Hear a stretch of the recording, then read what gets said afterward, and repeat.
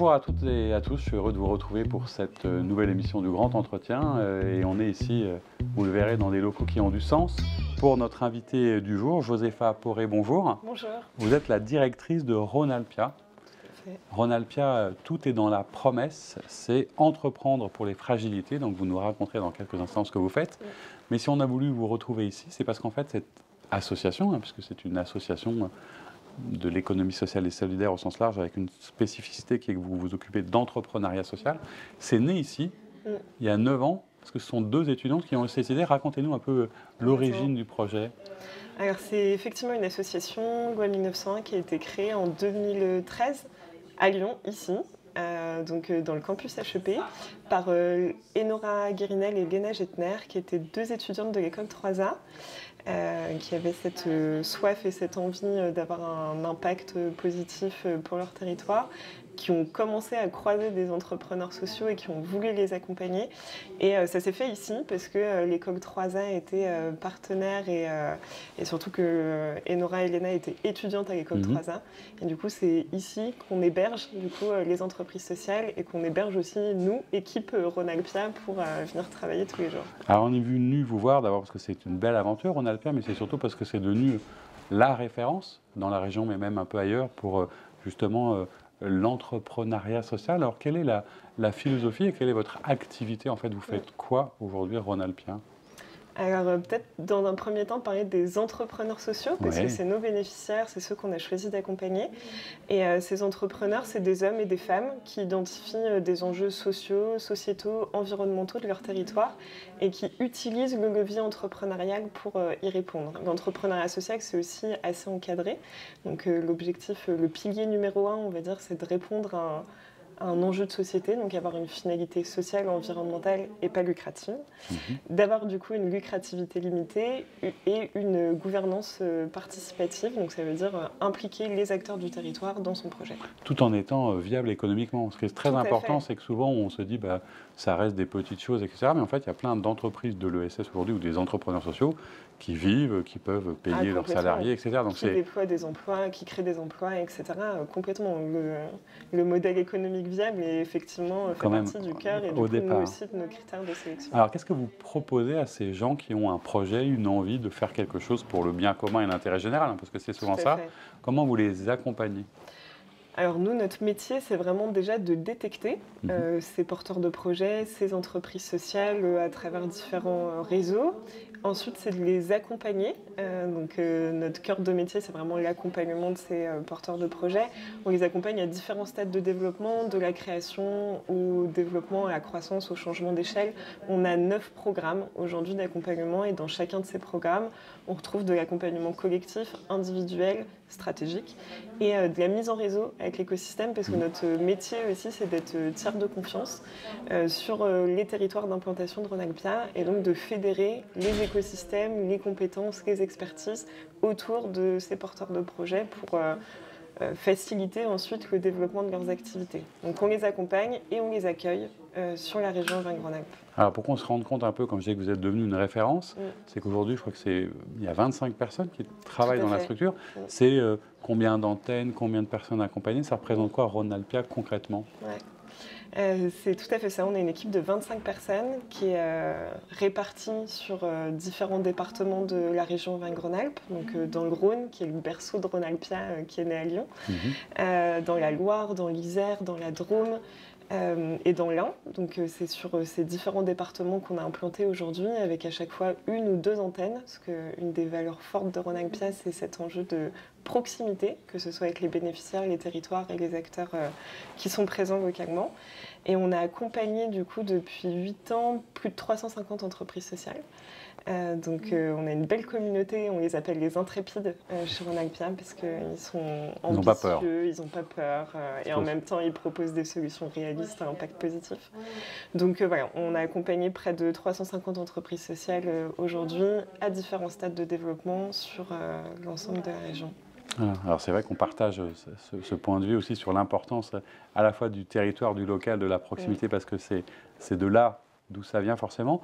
Alors sur les 350, je sais que vous êtes aussi très attentive à ça, il y en a beaucoup, je crois que les 3/4 aujourd'hui que vous avez aidés sont toujours en activité. Tout à fait. Donc ça aussi, ça montre qu'il y a une viabilité, que ça s'installe, etc. Est-ce que vous voulez nous parler de 2-3 réussites ou d'entrepreneurs sociaux qui sont aujourd'hui un peu plus connus et qui racontent aussi la manière dont vous avez pu les aider? Oui, complètement. Peut-être pour donner différentes étapes de vie de Ronalpia, un des premiers projets qu'on a accompagné, c'est Constant et Zoé, qui est la première marque de vêtements adaptés aux personnes à mobilité réduite, donc notamment en situation de handicap. Partant du constat que quand on est en situation de mobilité réduite, l'habillement est un combat. Et du coup, comment on fait pour faciliter ce besoin primaire en fait, pour ces personnes. Et du coup, elle a créé une marque de vêtements adaptée justement à ces personnes à mobilité réduite. C'est une entreprise sociale qui fonctionne très bien aujourd'hui, qui est toujours basée à Lyon, dont on est assez fiers de parler parce que c'est un beau modèle de réussite. On a aussi accompagné Weavers, qui est aussi une association qui a été créée il y a 3 ans et qui a pour mission de favoriser l'insertion sociale et professionnelle des personnes exilées en valorisant les savoir-faire. Donc ça peut être autour du textile, de l'alimentation, de la cuisine, enfin voilà, plein de secteurs d'activité différents. Et on est fiers de l'avoir accompagné aussi aujourd'hui. Ils sont basés à Villeurbanne, plus spécifiquement. Et peut-être un dernier qui est en cours d'accompagnement aujourd'hui, on accompagne Caracol, qui est une colocation solidaire et engagée, qui a pour objectif d'apporter de la mixité dans des lieux de vie, et qui crée ces colocations, et qui s'est d'abord développée dans d'autres régions avant d'atterrir sur la région Auvergne-Rhône-Alpes. Et nous, on les accompagne en ce moment, du coup, à adapter leur modèle, à rentrer en contact avec l'écosystème, à favoriser ces échanges avec les différentes parties prenantes de leur projet, à l'échelle de la métropole de Lyon. Alors, on parlait de l'écosystème et je crois que c'est très important. Ce n'est pas un hasard d'ailleurs, c'est de nombreux projets naissent à Lyon ou autour. C'est une terre depuis longtemps très impliquée dans le monde associatif, l'économie sociale et solidaire. Ça aide aussi beaucoup cet écosystème parce que je crois que le secret, vous parlez de tiers de confiance, c'est aussi de pouvoir rassembler tous ceux qui contribuent. C'est ça qui est important pour vous. Et que ce soit à la fois les autres structures d'accompagnement avec qui on travaille en collaboration étroite. On parlait de la Fondation Émergence, par exemple, qui fait partie de nos partenaires. Avec les institutionnels aussi, les acteurs publics. On travaille par exemple à Lyon de manière très étroite avec la métropole de Lyon aussi, la ville de Lyon, qui sont aussi partenaires de Ronalpia et qui offrent aussi des terrains d'expérimentation pour les entreprises sociales qu'on accompagne. Et aussi avec les grands comptes, par exemple Orange, Veolia, Suez ou autres, qui viennent aussi soit apporter une compétence spécifique, soit, comme je le disais, des terrains d'expérimentation pour les entreprises sociales. Oui, parce que ce qui est important, donc c'est une association, mais qui se développe comme une entreprise, entre guillemets, avec des salariés, etc. De quoi vous vivez et comment ça fonctionne, Ronalpia ? Aujourd'hui, on a un modèle économique qui est non marchand. Tout d'abord parce qu'on a fait le choix d'offrir cet accompagnement gratuit pour tous les porteurs de projets qu'on accompagne, qui sont en création, en développement ou en changement d'échelle. Et puis, du coup, du financement public et privé, principalement, à peu près 50-50 sur la répartition des financements. C'est important pour nous d'avoir du financement public parce que ça valide le besoin social et la présence de Ronalpia sur un territoire. Donc ça, c'est assez important pour nous. Donc on a du financement social européen, des métropoles, des communautés de communes sur lesquelles on est présente. Et puis du financement privé à travers soit des fondations, soit des grands groupes. À travers leur RSE, je suppose. Hein, c'est vraiment la porte d'entrée principale. Tout à fait. Alors, pour l'avenir, comment est-ce qu'on envisage, puisque vous êtes chez Ronalpia depuis presque 5 ans, mais directrice depuis quelques mois seulement. C'est quoi votre envie, votre vision où est-ce que vous voulez emmener Ronalpia? Quels sont les projets qui vont vous occuper dans les prochains mois et la prochaine année? Tout à fait. Alors, on est assez convaincus chez Ronalpia et c'est quelque chose qu'on partage, que l'innovation sociale, elle est aussi territoriale. Donc, on n'a pas vocation à sortir de la région Auvergne-Rhône-Alpes, mais plutôt de creuser le sillon. C'est déjà ce qu'on a fait sur les 3 dernières années et qu'on a envie d'approfondir sur l'année en cours. On a des études d'action qui sont en cours aujourd'hui sur différents départements, différents territoires de la région Auvergne-Rhône-Alpes.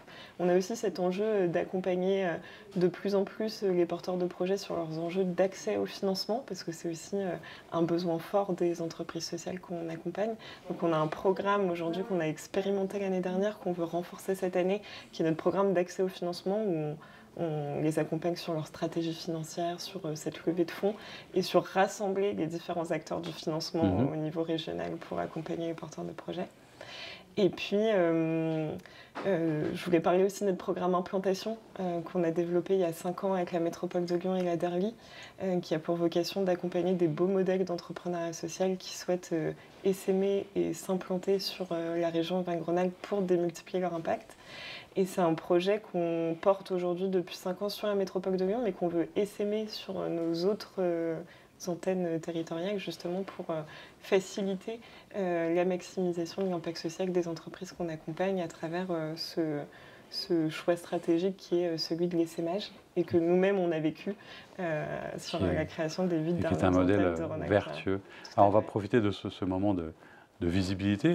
Je sais que vous avez évidemment toujours besoin peut-être d'entreprises qui vous rejoignent, mais aussi de compétences. C'est-à-dire que les accompagnements, ils sont avec des personnes et des experts qui viennent partager avec vous ce choix. Comment est-ce que vous faites appel à des gens de l'extérieur ou à des compétences, qui est un sujet pour vous? Tout à fait. Sur notre modèle d'accompagnement, effectivement, on est entouré d'experts. Aujourd'hui, 150 chez Rhône-Alpien qui ont soit une expertise spécifique, soit un domaine d'activité spécifique et qui vient accompagner stratégiquement les porteurs de projets qu'on accompagne.